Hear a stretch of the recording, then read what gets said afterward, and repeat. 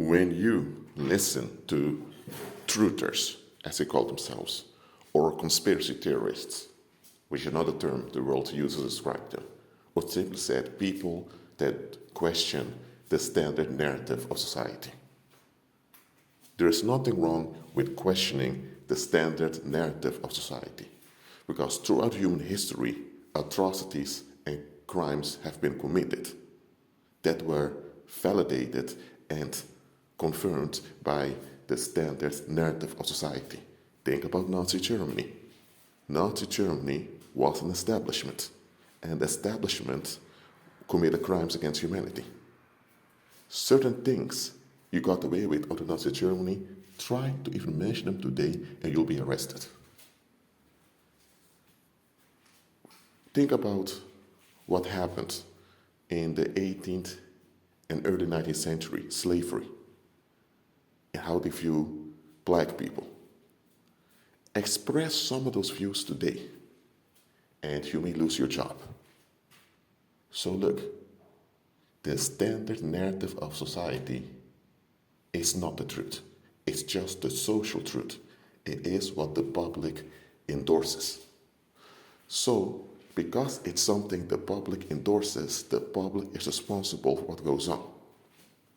And this is something that truthers or conspiracy theorists, however you want to call them, this is something they will never admit to themselves. This is something they have a hard time telling you, that the atrocities and crimes against humanity that are committed on the earth, the only reason they succeed is because the public is in on it. I mean, if you would have come back to the 18th century and you would have proposed to start a whole slave campaign to import white Germans or people from Russia into the British colonies, it would be rejected. Why? Because the worldview was that the Negro is the subhuman part of the human species. There were even scientists back then claiming that the Negro is 3 parts human, 3/5 human, 2/5 ape. So that viewpoint was embraced. There were whole policies designed on it. Later, this viewpoint was challenged. So when this viewpoint existed that a Negro was 3/5 human, 2/5 ape, where you had similar viewpoints also, it was unthinkable that you would put an Asian, a European, or an Arab in the position of the Negro. And consequently, even after slavery was abolished, there were certain key positions in society that Negroes could never obtain.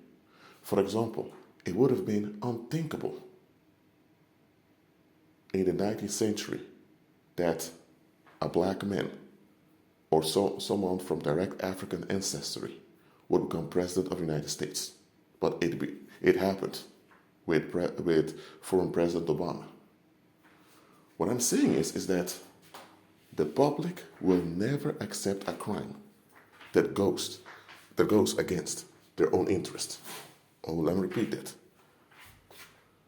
The public will never accept a crime that goes against their own interest.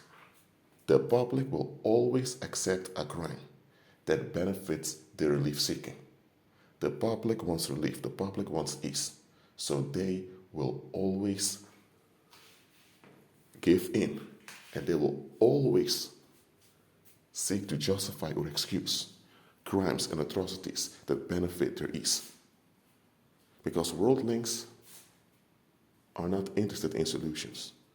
What's on their mind is to be left alone and to be at ease. That ease is the main thing they care about. Everything else is secondary. If they can preserve their ease by discarding the lives of many around them, sometimes their own children, they will do it. Now, of course, there are worldlings who have some type type of balance on the inside, or as the world calls it, the conscience, that they think, hold on a minute, we can't do this.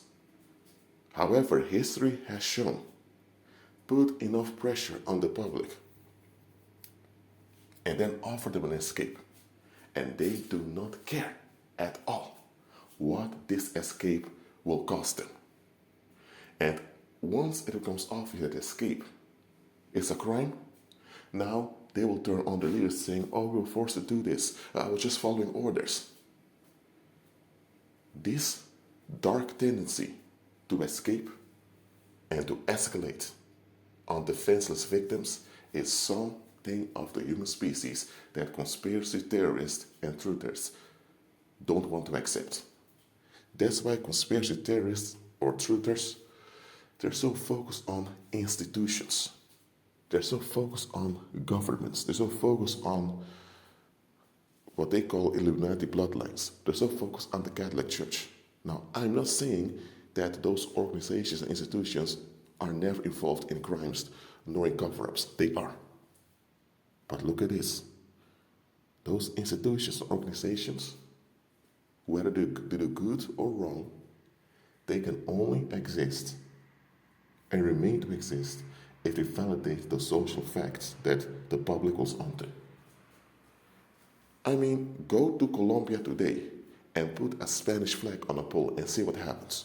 You might even get arrested. The Colombian police will tell you Colombia has been independent from Spain since 1819.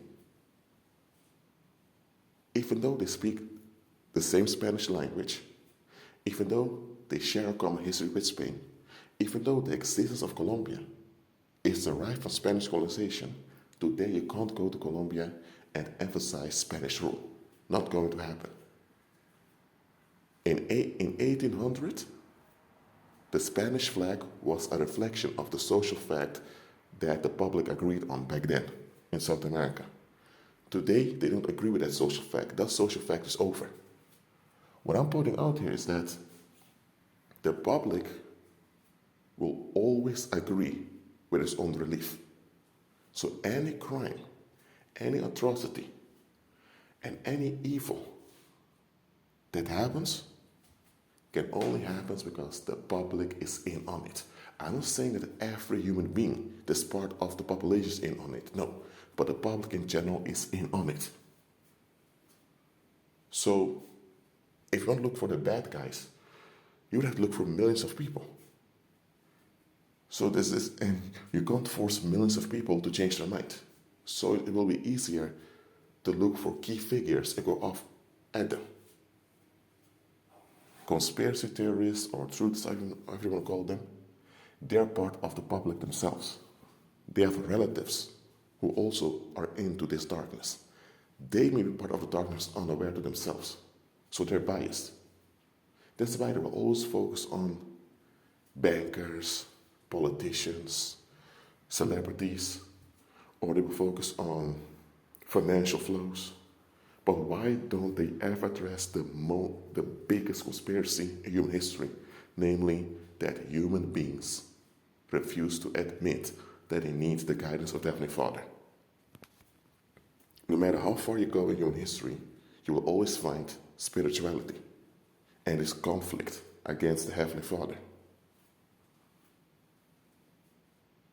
However, when it comes so far, a lot of those conspiracy theorists or truthers, they just stop. They stop. Or they come with some weird explanation that they know does not add up. I don't care whether they're researching the Vietnam War, 9/11, or the current crisis in Ukraine, or the health crisis that have been afflicting the world since 2020, or maybe other portion of human history. I don't care what it is they're researching. I don't care what conspiracy they think they have found. Conspiracy theorists and truthers are not by default good people nor heroes who want what's best for everyone else. The moment those conspiracy theorists or truthers figure out that the truth that they want to uncover is quite embarrassing and quite humiliating to admit, they will ghost the topic, or they will start some cultic movement to distract people from finding out the real truth. Namely, that the public is the one who sanctions the evil on the earth. Yes, Satan and the evil spirits may be involved, absolutely. But it's the human species that insists on fleeing and escaping. And the point is, human beings cannot save themselves, nor redeem themselves from that condition. Only the Heavenly Father can. So there's another controversy. If people have to admit this, it goes against their pride. It goes against their quote-unquote free will, thinking they can do and will whatever they want. So, now you know why I always tell you to be cautious with conspiracy theorists and truthers. Most of those truthers or conspiracy theorists out there with a big following, they're not even interested in what's true and they don't even care about human well-being. They're just making a name for themselves and they're making money off of people. That is it. So don't see them as heroes. Listen. The only thing that matters at the end of the day is you doing the will of the Heavenly Father. Because it's only in doing the will of the Heavenly Father there's safety, security, and long-term well-being. Outside of the will of the Heavenly Father, you only have death and misfortune. So, if anyone is not agreeing with the Heavenly Father, if anyone is not Christ-centered, if they are not operating in the resurrection power of Christ, then you already know that there's some type of death and misfortune coming from them. So, if they offer you good information, take the good information. But take it with a grain of salt. Do not just follow them as if they're God, as if they're some great prophet. Always ask yourself, where does this individual come from? And what is it they're proposing?